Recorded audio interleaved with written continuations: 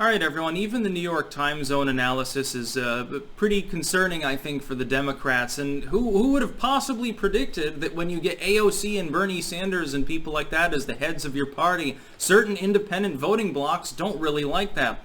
This is analysis, link in the description. It's actually fairly comprehensive and involved thousands of people.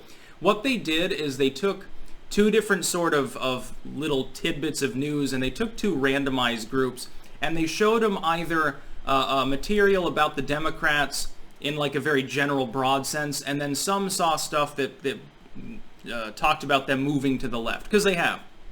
You gotta understand, even if you look at like Biden 6 months ago or something, he has gone several steps further towards socialism than initially, because he's gobbled up like elements of the New Green Deal. He's swung hard left, I would argue, on gun control, further out there than Bernie went, by the way, on that particular issue. He's doing the wedge issue thing by saying, well, I'm going to have a VP who's female, qualifications be damned, apparently, because it'll probably still be unlikable goofball Kamala Harris, who's totally unqualified to be president, and there's a reason why she crashed and burned after one decent debate performance. That being said, in the analysis, what ended up happening is that if you show the group of people stuff that shows them tilting far to the left, you alienate quite a few independents. You get a little bit more enthusiasm among Democratic voters, but you alienate a lot of independent voters. If you show them regular news tidbits, you don't really enthuse the Democrats. You lose a little bit with them talking about, fairly standard policies, but you gain more with independents. The problem is that the trade-off is, if I read the analysis correctly, I think 3 points to 5. That is that you've potentially lost a chunk of independent voters, and some of those people lean left, by the way. Some of those people at least lean towards the Democratic Party in a general ideological sense, and this is the problem. And I've talked about this, I think, now for 2 years. The problem is that while the further left, and especially younger demographic within the Democratic Party, is the growing one, and the moderate sort of lean Democrat, independent slash blue-collar style like Union Dem workers are on the decline. While that's the truth, the latter is still larger than the former. The latter is also older and votes more than the former. This doesn't even begin to get into differential voting totals within the different demographics age-wise, because the youth votes the least. So you get a bunch. So in other words, you tell people, well, the Democrats are to the left of Bernie Sanders 2016 at the moment, and this is considered, by the way, a moderately safe left platform for the Bidenites. You end up alienating independents. I would argue that you potentially as well alienate at least a few Democratic voters. Again, those union style, especially Rust Belt, very important voters. Definitely having Bernie be visible, and especially, can you imagine if he chooses Karen Bass, who is openly pro-Castro? Biden loses Florida at that point. He can be 5 points ahead in the national matchup, I think. I think Florida is going to swing towards a lean red state in the near future based on the mistakes being made in the 2020 election. And not only am I not alone, a majority of the Bernieites realize what's happening with the Dems. They think it's not gone far left enough on certain issues. Like, for instance, Biden has essentially abandoned the concept of Medicaid for all, sort of universal health care. That has been shelved in favor of talking about racial justice, which is a losing issue for the Democrats when the people trying to secure justice all are firing off caltrops and trying to blind people with lasers every single night. By the way, this is a peaceful protest, according to the gaslighting cringe fringe. Peaceful protests causing millions of dollars of damage in multiple U.S. cities every night. Very peaceful. That's becoming dead weight around the neck of the Democratic Party. It doesn't look good. It may have looked good at first. As long as the legacy media could maintain the illusion that it was all a bunch of peace lovers and it was just people taking a knee and raising a fist in the name of fighting police brutality, that was good for the Democrats. Why do you think Trump's approval for a while there began to slump? Why do you think it rose up another couple points and is stable at 43 at the moment and still potentially rises further, definitely before the first debate? Because people are starting to get turned off to it. Now the legacy media talks about that less. Now they've gone back to the default. Coronavirus and Trump's taxes. A bunch of horse pucky, really. Really weak issues. When you tell people, the Democrats are going further to the left, they're unrecognizable from even just 2 election cycles ago.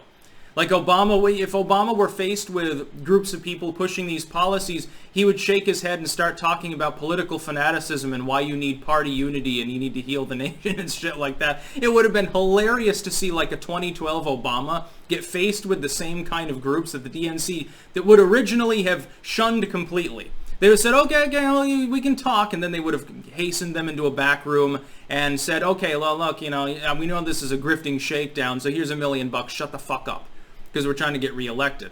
Now they embrace them openly. Oh, yeah, AOC is wonderful, but do you see, there's an undercurrent of backlash against the left-wing thing in the Democrats, and it's pissing the Bernie bros off. Oh, it's pissing the actual leftists off completely, because they're beginning to see what the party is really about. Promising far leftism to the far leftists, promising racial justice to black communities, promising more farm subsidies to an Iowa lean red state farmer, promising everything to everyone and delivering nothing. That has been the Democrats' MO for cycles and cycles. Obama was like this. Obama got up on stage and said, well, I'm going to close Gitmo, I'm going to stop the warmongering, I'm going to heal diplomatic tension and stuff. He didn't do any of these things. None of them were accomplished. His biggest accomplishment in office, in my opinion, was stepping back and doing goddamn nothing despite the far left encouraging him to do something in the face of an energy boom. Which, by the way, is the reason we're not in a depression at the moment. I will give Obama credit for that. The energy sector, it's not worth it extracting oil at the moment, but it's helping things stagger along, definitely. That and the fact that Trump understands trade deals better than any president since before Ronald Reagan had Alzheimer's. You've got a situation where the Democrats essentially are saying they're uninterested in courting the independent voters. They've chosen sides. But the problem is they can't give that side everything they want, and they're still trying to throttle it back at the moment. The DNC potentially not even giving a speaking slot to AOC at the convention. If they spurn Alexandria Ocasio-Cortez, she's the only one crazy enough to actually call the DNC out on it. Nothing says youth leftist voter enthusiasm like a near 80-year-old man up on stage, while you're not even letting the youngest member of the House of Representatives, who does have a very powerful core fan base at least, speak. Not even going to give her a bit slot. Me interesting. Oh, I love the paradigm shift going on right now. The Democrats have decided to move far left. They don't seem to understand there are more core, independent, and lean left voters in the country than there are political fanatics on the far left. Those far leftists tilt heavily towards the young. Some of these people can't even fucking goddamn vote. How the hell is courting a few million people and losing 10 million other people who will either stay home or vote for Trump out of fear of the far left? How is that not going to have wider reprisals for the Democratic Party? You see that the Justice Dems are managing to rig in a bunch of these far left candidates. Some of these people will lose. You kick out a long-term, relatively popular incumbent who's never had to actually wage an election battle in a primary system before, so they're not good at it. You knock them off. Now you have a fresh face that nobody really likes outside of Democratic core voters. What could possibly go wrong here? It's hilarious. I expect half of those people to lose their races. I think it'd be best if the Democrats lost control of the House. It'd be nice, since she's like so elderly, at some point you gotta fucking put down the gavel and walk off. It'd be funny to see Pelosi be disgraced one more time before her career is inevitably over due to extreme age and dementia, which I think she's had mental problems for a while. Not related to Alzheimer's, she's just frenetic. It's all the alcoholism catching up with her, burning out all her neurons. It's all the drugs she did back, in the 70s with Joe Biden, maybe all the cocaine. These people get loaded every single day. You do realize that. Even Boehner was talking about that, how when they had the vote for extending the budget there, and so everyone's milling about at the 11th hour trying to get it passed. They're like, oh, the smell of booze was overwhelming. I can imagine. The air was so alcoholic, everyone else got a contact drunk, maybe. That's about all. Peace out.